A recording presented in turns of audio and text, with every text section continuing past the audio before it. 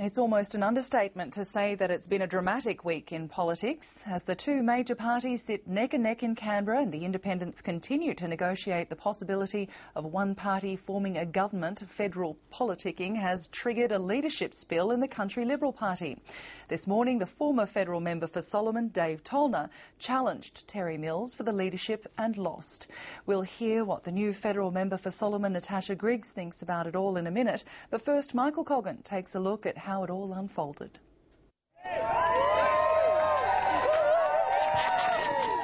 For the past three federal elections, voters in Darwin's marginal seat of Solomon have had to wait days for a definitive result. But the swing against the government on Saturday delivered a clear victory for first-time Country Liberals candidate Natasha Griggs. Oh, look, we are delighted. We had a very good result, certainly in Solomon, where, we had about a 2.5% swing towards the Country Liberals.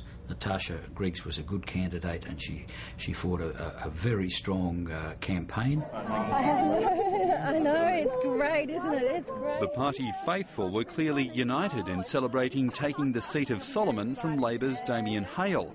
But behind the scenes, a dramatic result in the previously safe Labor seat of Lingiari is continuing to fuel dissent, triggered by a debate over whether to disendorse the Country Liberals candidate.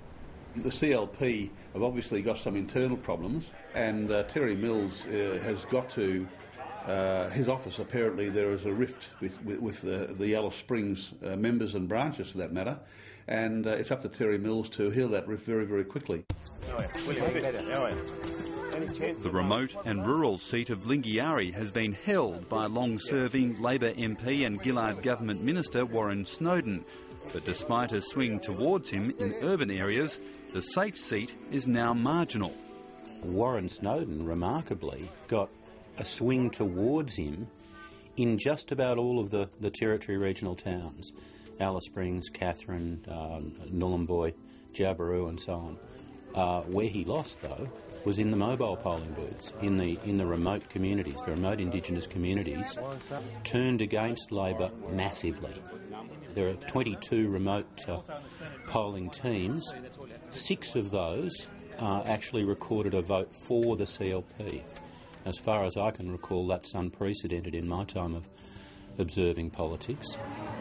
Many of the remote polling teams recorded anti-Labor swings of between 20 and 60%. In the urban areas of the electorate, it's possible publicity surrounding domestic violence orders against the Country Liberals candidate Leo Abbott could have contributed to a swing towards Labor.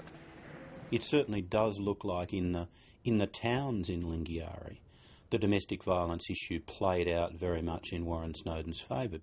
But conversely, as I say, it may well be that the way the domestic violence issue played out in Solomon rebounded to an extent against Damien Hale in a seat where Labor had a lot more to lose.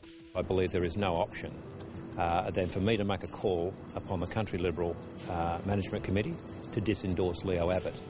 Territory Opposition Leader Terry Mills's call to disendorse Leo Abbott a week out from the election was rejected by the party management, triggering an internal brawl.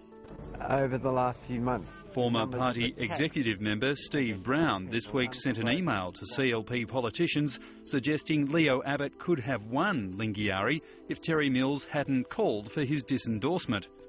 Terry's lack of judgment, along with his open attack on his own party, has placed him in a irreconcilable position. Terry Mills cannot possibly continue in the role of leader. He must step down immediately.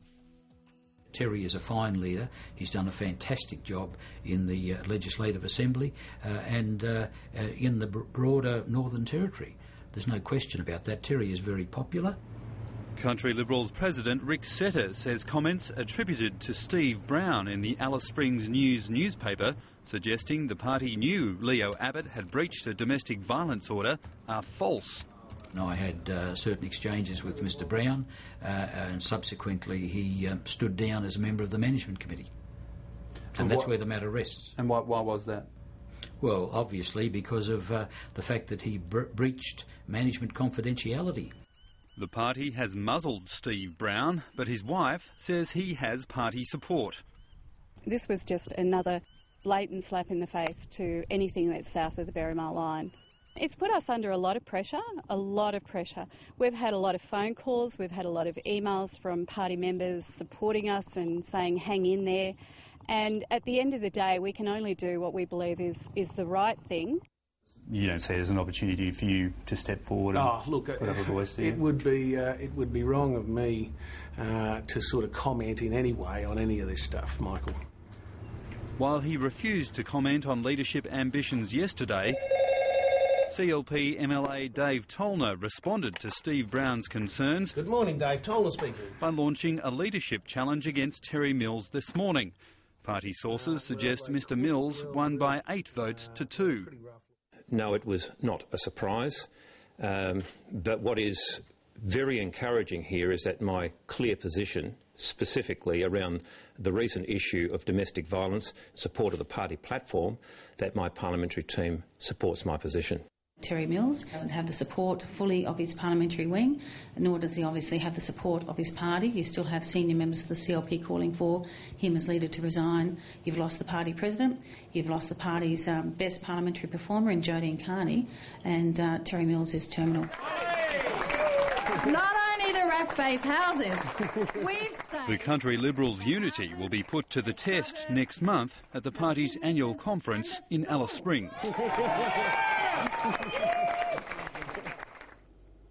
Michael Coggan reporting there.